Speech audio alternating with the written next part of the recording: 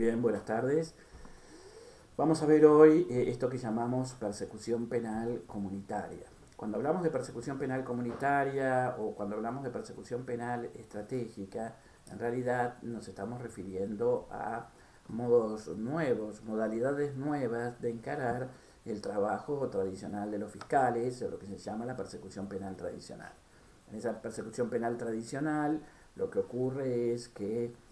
el fiscal se ocupa de su caso, se ocupa de su caso como si fuera solamente una cuestión de él, más allá de que exista o no exista niveles de burocratización en esa persecución penal, lo cierto es que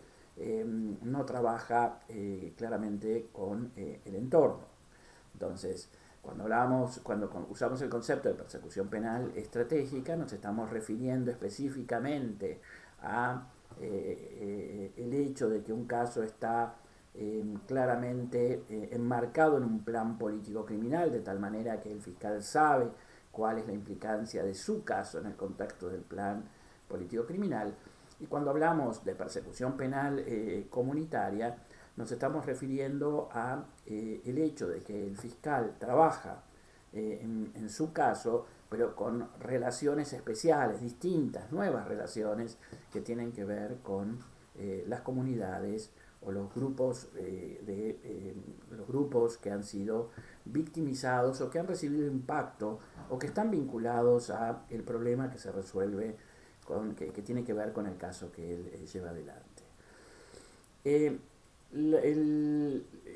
la idea de persecución penal comunitaria, por un lado, en términos de filosofía de lo que está atrás, nos llama la atención sobre el hecho de que el Ministerio Público cumple una función, si bien no una función de representación política, que no la cumple, sí cumple una relación o tiene un tipo de relación y vínculos con las comunidades a las cuales él tiene que ayudar a gestionar su conflictividad de un modo muy distinto a la que puede tener un juez o la que pueden tener otro tipo de actores. Esto ha impactado o impacta mucho en el tema de la ubicación institucional del Ministerio Público, por un lado, que si bien es alguien que trabaja en el espacio de lo judicial, no tiene un modelo de organización estrictamente judicial, ni mucho menos se organiza como los jueces, y por eso las constituciones, como es el caso de la Constitución de La Rioja, le han construido una relación de autonomía y se entiende que esa autonomía es una autonomía muy fuerte respecto de la estructura judicial y al mismo tiempo es una relación de coordinación con las otras estructuras de otros organismos de administración, sean del Ejecutivo u otros entes autónomos o descentralizados que tienen que ver con su tema. Siempre el Ministerio Público mantiene entonces, dada este vínculo con las comunidades, una ubicación institucional distinta. También ha impactado este tema en los modelos de organización del Ministerio Público. Cuando uno busca hacer modelos de organización descentralizados del Ministerio Público, ya sea a través de la regionalización del Ministerio Público o dentro de una región o dentro de un distrito, proponer modelos descentralizados, es porque en todo caso se está buscando que el Ministerio Público se acerque a las comunidades a las cuales está prestándoles un servicio específico. Esto es el primer impacto que tiene la idea de persecución penal comunitaria, pero no acaban allí los problemas. Yo dividiría los problemas que son específicos de la persecución penal comunitaria en distintos niveles. En primer lugar, hay un nivel que tiene que ver con el establecimiento de prioridades, así como cuando hablamos de policía comunitaria o hablamos de persecución penal comunitaria, lo que estamos diciendo, lo que se quiere decir con esto, con un concepto que a veces es muy controvertido, significa que el Ministerio Público tiene que establecer prioridades en base a las propias expectativas de las comunidades que están siendo sujetas de fuertes procesos de victimización. Hoy, gracias a la tecnología que tenemos para hacer encuestas de victimización, nosotros podemos saber que una determinada comunidad está sufriendo un proceso de victimización elevado, ya sea porque esto se manifiesta con fuertes impactos de violencia o porque se ha deteriorado la calidad del espacio público que utiliza esa comunidad o, o porque hay muchos casos de violencia doméstica o de género, abusos o cualquier situación. Entonces, escuchar a las comunidades, lo primero que van a decir las estrategias de prevención comunitaria es que se escucha a las comunidades, ya sea a través de la recolección de datos por estas encuestas de victimización, que debería ser un insumo permanente del trabajo de policías y fiscales, o a través de distintos tipos de metodologías, como son las formas de participación ciudadana, a través de los foros o a través de cualquier estructura de participación. Este escuchar no necesariamente significa que uno tenga que luego establecer los objetivos estrictamente en base a una relación demagógica con esas comunidades, por ejemplo, porque allí puede ocurrir que la comunidad tenga una percepción del problema que no necesariamente sea la percepción que nos conduce a una mejor solución del asunto. Es decir, cuáles van a ser las metodologías que luego el fiscal va a utilizar para solucionar el problema que está viviendo esa comunidad, ya es un problema técnico, un problema de mediaciones de distintos tipos de profesionales, un problema que tiene que ser afrontado con los límites a los cuales tiene que respetar el Ministerio Público. En sí no hay una, es decir, nadie está propiciando, creo yo, o por lo menos esto tenemos que discutirlo, una relación directa entre lo que pide una comunidad y lo que pide y la metodología que utilice el Ministerio Público. Puede ser que una comunidad, con toda razón, porque es lo que sufre de un modo directo, nos diga, yo lo que quiero es que los adolescentes no estén vendiendo droga en la calle o no estén haciendo algún tipo de hostigamiento en el espacio público. De ahí en más, la metodología que yo voy a utilizar para desactivar ese problema ya es una cuestión mucho más técnica, es una cuestión que se tiene que elaborar en base a criterios de eficacia que no necesariamente son criterios que tengan que ver con la, insisto, relación demagógica con lo que dice la sociedad. Pero eso de ninguna manera significa que yo no tenga que escuchar a la comunidad o tenga que establecer estos vínculos de conocimiento de cuáles son los problemas que se afectan. Esta es la primera relación que tenemos cuando hablamos de persecución penal comunitaria, y es un método que existe y se debe utilizar para establecer los planes de persecución penal del Ministerio Público en base a no en base a una autopercepción de la propia burocracia de ese tema, sino en tanto a un diálogo más rico y complejo con las comunidades y con los grupos comunitarios que han sido afectados. En una segunda dimensión, la persecución penal comunitaria tiene que ver con el hecho de que, y en esto el nuevo proyecto de Código Procesal Penal de La Rioja, como también los nuevos códigos en general, los más modernos del país, o el nuevo Código Procesal Penal Federal, traen una política clara de ampliación del mundo de quienes pueden ser querellantes. Es decir, las relaciones entre el Ministerio Público y los actores particulares o institucionales a los cuales se les reconoce legitimidad para llevar adelante una investigación ¿cómo se llama? un caso, son muy amplias y obligan a realizar un conjunto de tramas muy complejas. Es decir, yo perfectamente puedo tener al Ministerio Público trabajando con un conjunto de querellantes particulares, y la forma tradicional de la persecución penal ha sido que cada uno de ellos va por un carril independiente donde se ignoran y a veces incluso donde se molestan, de tal manera que el querellante siente que el fiscal es un obstáculo o el fiscal siente que el querellante es un obstáculo para su trabajo. Una perspectiva de persecución penal comunitaria buscaría superar esta visión, entendiendo que se trata de dos acusadores que están trabajando por el mismo problema. Esto todavía se vuelve más complejo cuando No solo tenemos querellantes que son querellantes individuales, como pueden ser la víctima misma o los familiares de la víctima, cuando la víctima no puede hacerlo, sino que se tratan de lo que llamamos querellas institucionales o querellas colectivas realizadas por organizaciones o por algún otro segmento del Estado que se preocupa de una forma particular de criminalidad. En estos casos, otra vez lo que tenemos es o relaciones de competencia o relaciones de indiferencia. Esas relaciones de competencia o relaciones de indiferencia o relaciones a veces de hostigamiento entre los dos tienen que ser convertidos en una forma de cooperación de tal manera que el Ministerio Público pueda llevar adelante su trabajo de persecución penal con una mayor legitimidad y participación de las comunidades. Estas metodologías en ciertos tipos de delitos donde hay que desactivar bandas con inserción territorial o delitos que tienen que ver con participación comunitaria, como cuando ciertos controles sociales son necesarios o cuando es necesario que la comunidad deje de hacer algo, como cuando le pedimos que no compre repuestos robados para no estimular el mercado de vehículos robados o de motos robadas. En todos estos casos el Ministerio Público, en tanto se acerca y trabaja junto con las organizaciones sociales, con los líderes de esas comunidades, adquiere una legitimidad que aumenta la eficacia de todo el trabajo, no solo porque la comunidad va a participar con mayor confianza, sino que va a ser su parte del trabajo.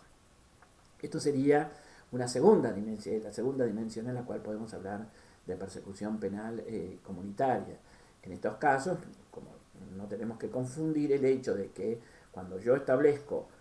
una comunidad de trabajo entre instituciones privadas y públicas para llevar adelante la persecución penal, esto no significa necesariamente que luego, cuando se haya que entrar a juicio, yo no tenga que unificar personerías, no tenga que respetar esto que llamamos el derecho a una sola acusación, para que el imputado no sea sometido a un trabajo de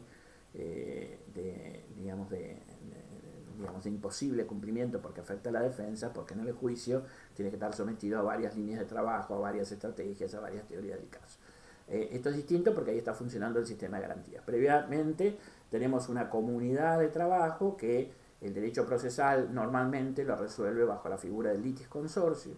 Estos son casos de litisconsorcios optativos, no necesariamente litisconsorcios necesarios y por lo tanto